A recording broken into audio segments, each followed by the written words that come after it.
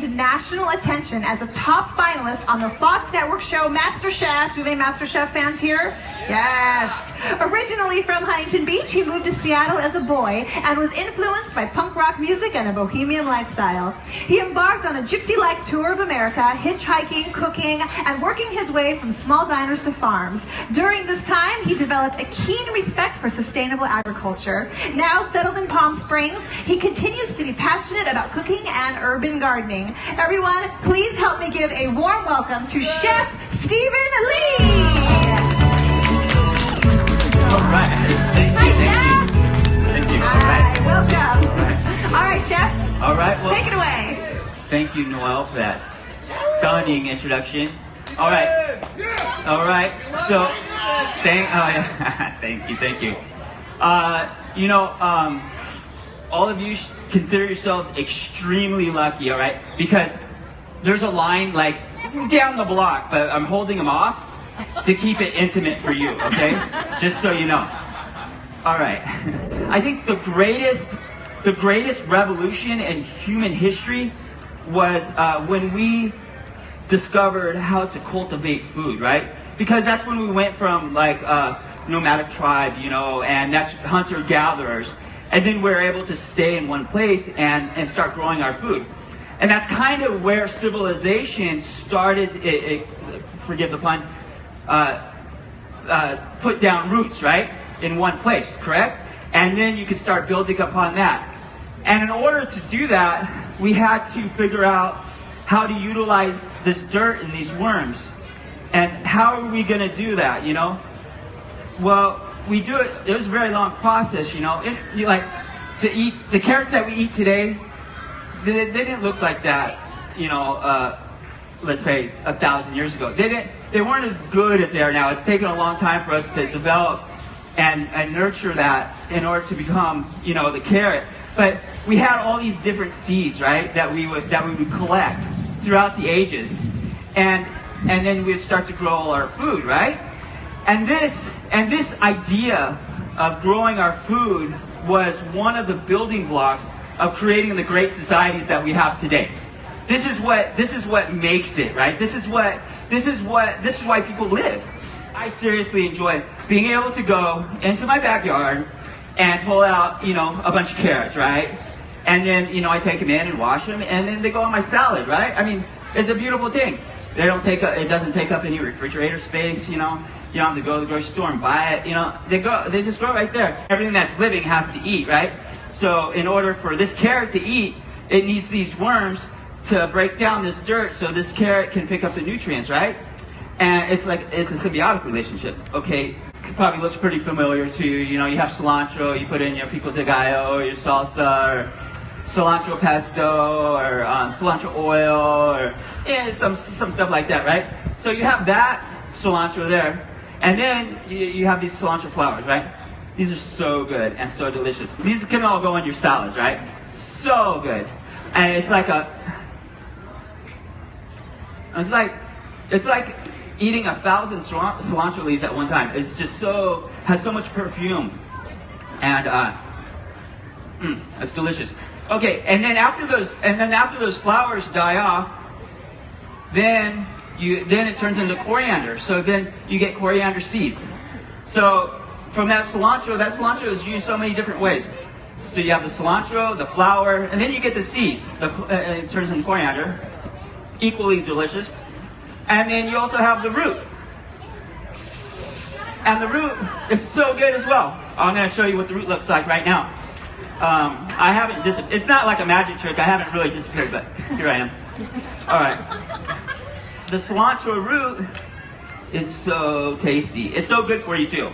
So from this one plant, you can utilize it in a bunch of different ways. I like to juice the cilantro root. I think because it's a little fibrous, but so I juice it and get all the nutrition from it, the healing aspects of it. The leaves I use in my salsas. The flowers I use in my salads. And the seeds I will usually grind up. I like the green coriander quite a bit. I'll reserve some and dry some. And then, but I like using the green and as my seasoning. And then I'll take about 10% of my whatever I grow and reserve it for, because I'm a seed saver, which means I belong to the North American Seed Society. So I save seeds and I catalog my seeds, and then that way if anybody around the country wants seeds, I can send it to them. You know, we trade seeds. Like, let's say if you decide you want to have a garden, just connect with me on Stephen Lee Cooks on the Instagram or something like that, or StephenLeeCooks.com on my webpage, and we can share seeds, and I can send you seeds, and you can grow a garden. I'll answer questions for you and so forth. So you know, that sort of thing.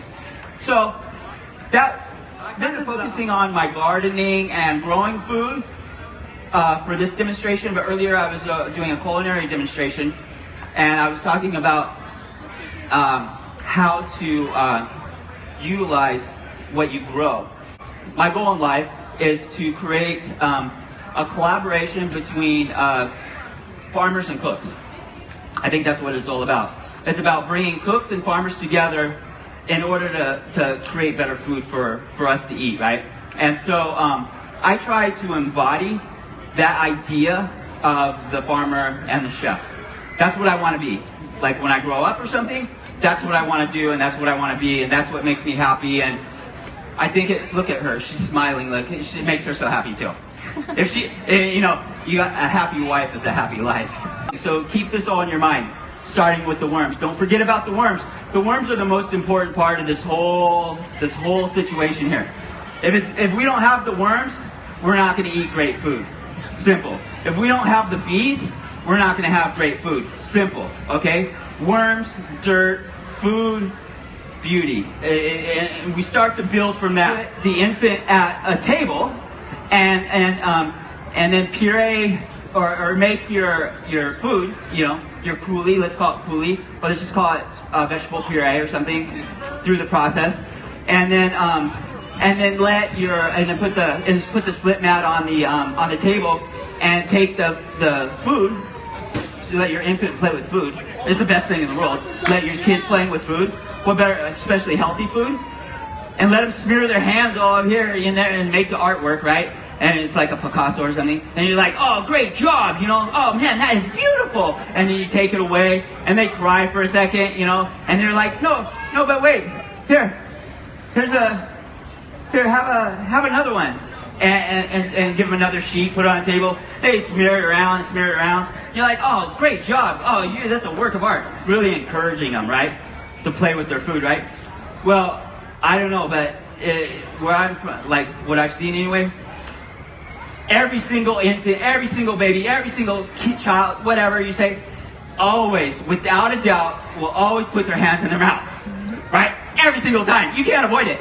You're like, don't do that, you know, like that, because it's usually paint or toxic or something, right? But now it's just like carrot and spinach and beets, right? So now you're letting your kids play with food. You know they're going to put it in their hands in their mouth. So now they're getting their nutrition. Like, you're being really sly as a parent at this point, because they don't know it yet, right? So then they're getting, but then something amazing happens, right? They begin to develop a taste for vegetables at the infant age, right? So as a child grows older, they're growing up with vegetables from the very beginning. Carrots and spinach and beets and whatever vegetable you put in front of them. Because why? Because you let them play with the food. That's what it's all about. Just like going into the backyard and playing with the dirt and the worms. Kids love it. There's nothing better. Just let them play with the food. Let them have a good time with the food. And then and it's just going to happen. And then they're going to start eating it. They're going to put it on their hands, and they're going to put their hands in their mouths, because that's what kids do, right? You can't avoid it. So then there's that aspect. So remember, in order to make good food, you got to have worms, you got to have dirt to grow the food, right? And then you start building upon that. You can begin to do things like, do fancy things like making this, this vegetable paper like that. You can do like fancy things. Like this is 100% carrot. It's just carrot and beet right here. and I'm just making designs in it. I just did this for the events here just because, I don't know, what, I'm trying to impress you or something. I don't know what. But, I just thought it would be fun. I thought it would be fun for you to see, the possibilities of vegetables. What you can actually do with your salmon on here, you put your asparagus here, It just makes it really beautiful. And this is all edible, They can just scoop this up and it tastes great. I mean, this is just pure vegetable. And a lot of times I infuse like ginger with the carrot or harissa or orange. So this one here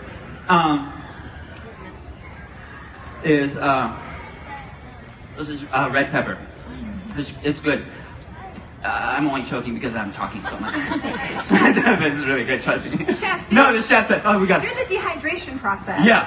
Do you lose any of the nutrition or any of the fiber? No, yeah, so this is 100% fantastic and great. One of the greatest elements of this whole thing is you're not going to lose nutrition, you're not going to lose fiber, you're just going to lose the water content, right?